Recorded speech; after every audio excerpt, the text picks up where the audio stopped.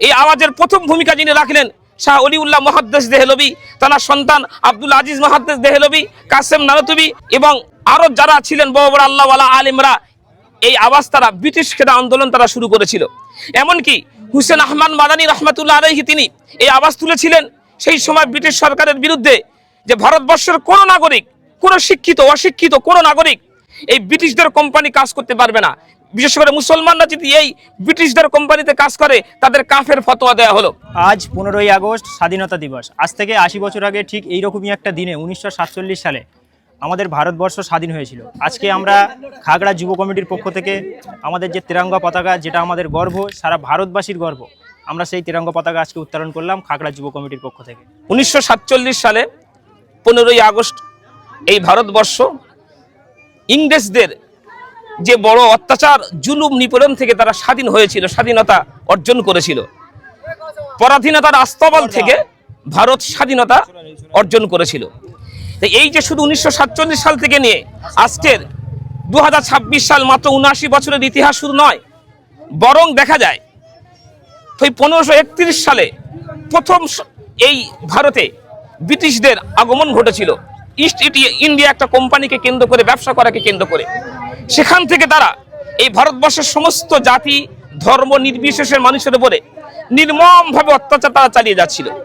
একটা সময় দেখা গেল এই ভারতের জ্ঞানী শুভবুদ্ধি সম্পূর্ণ আলেম ওলামা এবং সমস্ত ধর্মের মনীষী ব্যক্তিগণ তারা আর এই কথা, এই আওয়াজ, এই অত্যাচার তাদের সহ্য হলো না। তারা সব একত্রিত হলো এবং এই আওয়াজ তারা তুললো।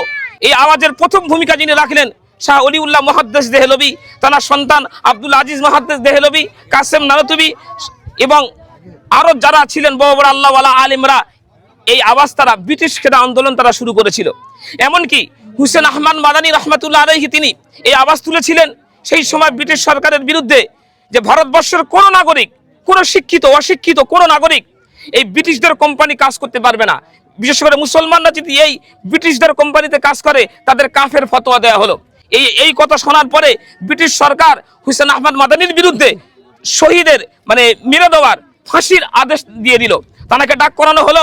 ব্রিটিশ সরকারের সামনে দাঁড়িয়ে তিনি পরিষ্কারভাবে তিনি বলে দিল যে হুসেন আহমদ মাদানী দেওবান দারুল উলুম থেকে যখন বার হয়েছিল, যে কাফন তিনি জড়িয়ে মৃত্যুবরণ করবেন, চলে যাবেন, বিদায় নেবেন, সেই কাফন মাথায় তিনি জড়িয়ে আসছেন।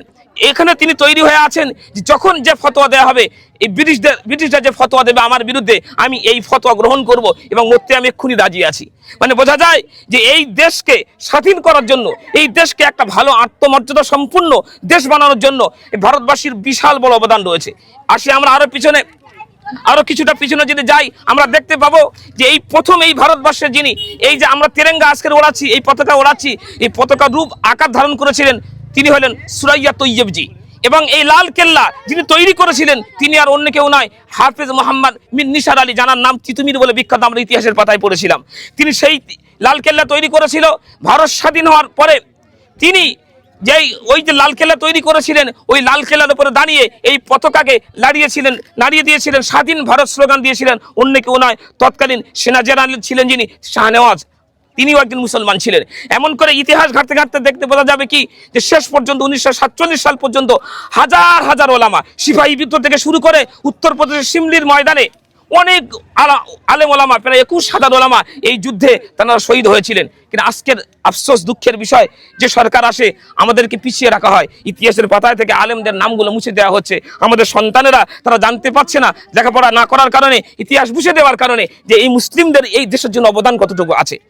আজকে আমরা সাধারণ জনগণ, মুসলমান, সমস্ত জাতি যা কিছু এই ভারতবর্ষে বসবাস করছি, আমাদের একটা আবেদন হলো, তোমাদের যেমন এই ভারতের অধিকার আছে বেঁচে থাকার, ভারতের যা কিছু অর্থনৈতিক যা কিছু অবদান আছে, ভারতের যা কিছু সম্পদ তোমরা যেমন অধিকার রাখো, আমরাও এই ভারতবর্ষে বেঁচে থেকে এই অধিকার আমরাও রাখি। কারণ আমরা আমাদের রক্ত দিয়ে, আমাদের বুদ্ধিজীবীদের আলেম ওলামাদের রক্ত, একটা সময় এই যমুনা নদী লালে লাল হয়ে গিয়েছিল। দিল্লির জিপি রোডে সমস্ত গাছের গায়ে একজন করে আলেমদের গলায় দড়ি টাঙিয়ে ফাঁসির মঞ্চে ঝুলিয়ে দিয়েছিল। এই অবদান আজও পর্যন্ত ইতিহাসের পাতা লেখা আছে, কিন্তু মূল ইতিহাসে, বাচ্চাদের পড়ানোর ইতিহাসে খুঁজে পাওয়া যায় না। এই জন্য করে আমাদের একটা এই শেষ মেশে একটা আদেশ, এবং আমরা সবাই চাই এই ভারতবর্ষে আমরা যারা বসবাস করি, কি শিখ, কি হিন্দু, কি খ্রিস্টান, কি মুসলমান, যা কিছু জাতি আদিবাসী যা আমরা আছে, কেউ কোনো উঁচু নিচু কোনো ভেদাভেদ নেই। সবাই আমরা এক হয়ে এই দেশের জন্য কর্ম করব, দেশের জন্য করব, কোনো দেশবিরোধী কোনো কাজ করব না, যাতে কোনো এই স্বাধীনতা সংগ্রামীদের অপমান না হয় আর স্বাধীনতা সংগ্রামীদের বিরোধী কোনো কাজ না হয়। এই দিকে খেয়াল রেখে আমরা দেশের সম্মান রেখে, পতাকার সম্মান রেখে, তেরেঙ্গা সম্মান রেখে, শহীদদের সম্মান রেখে আমরা আবার একবার এই স্বাধীনতা দিবস পালন করে সকলে বলি আলহামদুলিল্লাহ। সকলকে অসংখ্য ধন্যবাদ এতক্ষণ সময় দিয়ে মূল্যবান বক্তব্য শোনার জন্য।